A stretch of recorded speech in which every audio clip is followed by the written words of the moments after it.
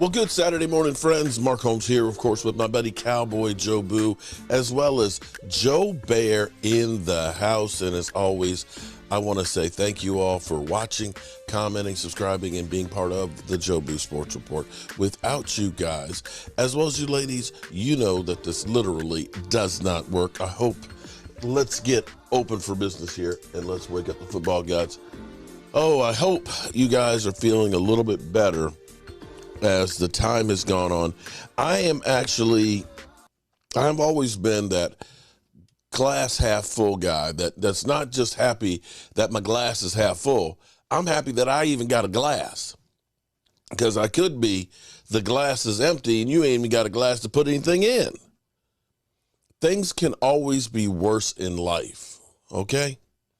And instead of killing the Cowboys for what we can't change, we cannot change 27 years of failures. We can't. We just can't. The only thing we can do is from this moment forward is change what we're doing now. And instead of spending all our energy on the failures to communicate, we need to figure out what to do to fix those issues. Now, before we get into some of the more meat and the details of all this, it looks like there may be a new rule out there. You've heard of the Roy Williams rule, right? The horse collar, which was because Roy Williams would grab guys by the back of their shoulder pads and pull them backwards. And because high-profile player T.O. got his ankle broken, the NFL looked at that and said, we don't want to hurt our star players. So last week, not only Tony Pollard got injured by the way he was tackled, Pat Mahomes, which is really, when you start getting Pat Mahomes, then we're talking about when Brady gets hurt. So it's now the NFL is looking into the mechanics of a tackle. You know, this is going to be one of those ones that's going to be kind of difficult, but you know, the horse collar is really easily defined. You can't grab the back of the shoulder pads and pull them backwards. This one is going to be harder to legislate, because let's actually watch the play. And what you'll see is he grabs Tony Pollard by the back of the hips and he whips his body around to get leverage, you know, kind of like dropping an anchor. And when he drops that anchor, you're destined to get legs caught up underneath you. That's what happened to Pat Mahomes, and that's what happened to Tony Pollard. So let's watch the play, and you'll see what we're talking about. So the NFL is looking at, you see how he kind of took his body and basically whipped it right on top of him to bring him down. You'll see it better from a couple different shots.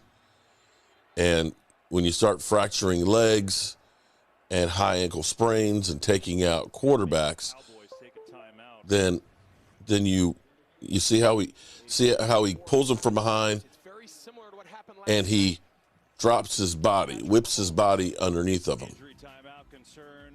Now, this is going to be one of those hard ones, I think, for them to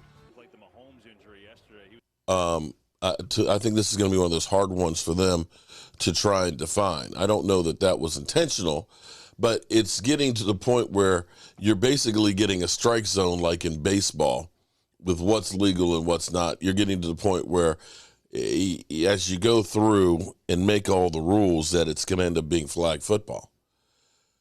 Unfortunately, football is a dangerous sport. You know, they've done a good job at trying to cut down on the concussions and things like that. But the reality is these guys are getting bigger, they're getting faster, and it's inevitable that you are going to have injuries. So we'll see what happens with the competition committee and if they end up doing anything. Right now, that doesn't do anything for us. But unfortunately, I felt like after Tony Pollard got hurt, the die was cast for us. We had just one playmaker left on the field, and that was CeeDee Lamb. CeeDee had a good game.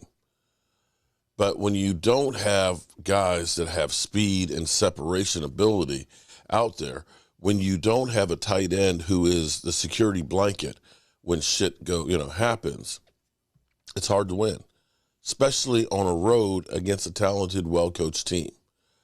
So what the Cowboys need to do is they need to fix that. Bottom line. We're going to need to change some of the things we're doing, and we're going to need to change the philosophy in the offseason. First thing, the Cowboys, take a look at the difference of what we did with the defense.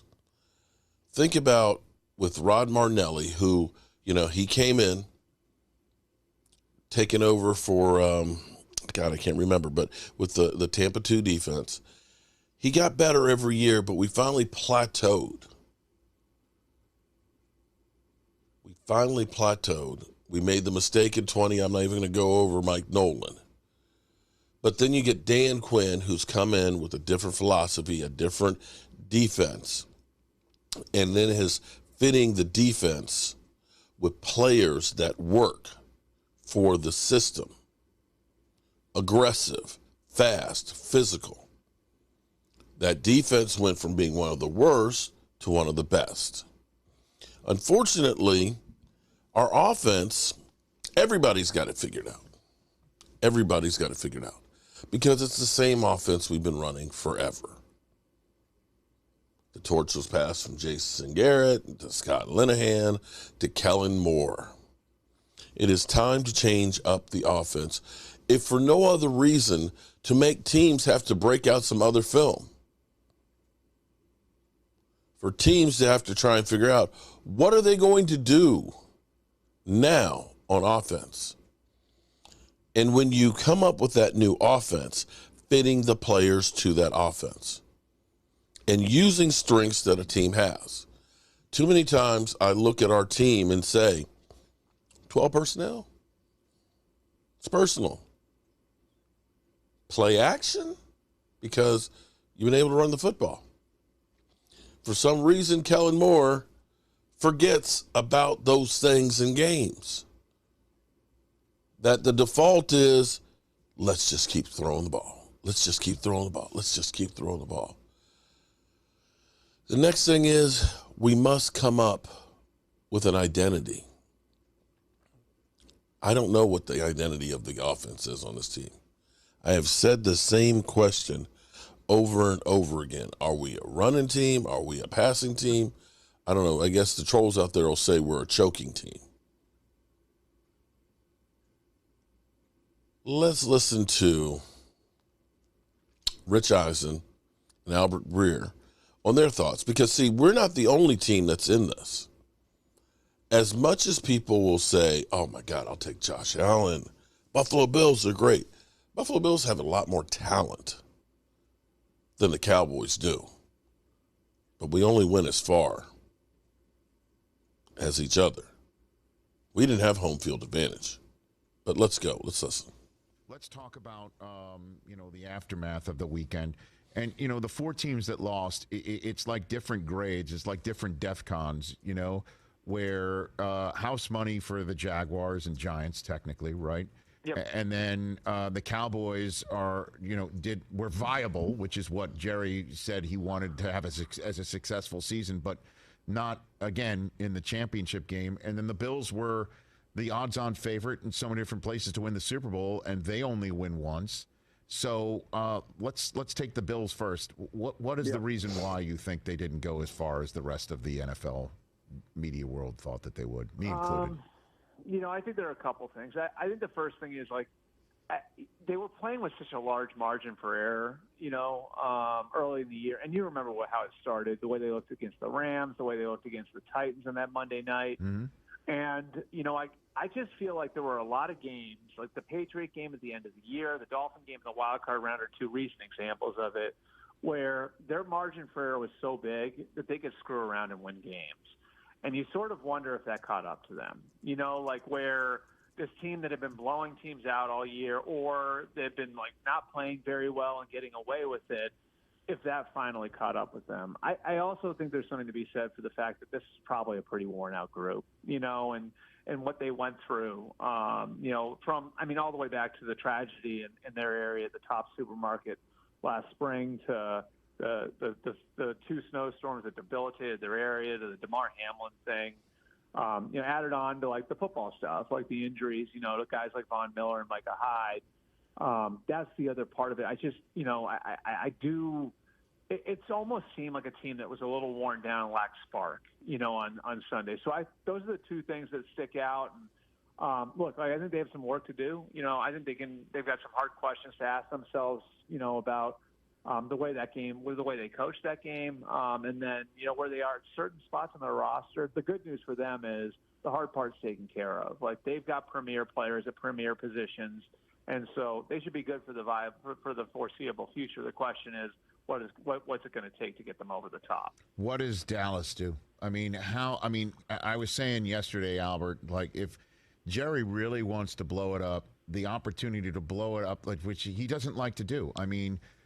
He doesn't. Everyone is still informed by Jerry Jones in their mind's eye about what he did with Jimmy Johnson back in the 90s. Yeah. He doesn't want to blow stuff up. That. He doesn't do it. He doesn't. And I don't know if it was informed because by the fact that he did do it with Jimmy and regrets it, and he saw what he did, and now that keeps him without blowing things up. But the quarterback is there in Brady if he really wants to blow that up.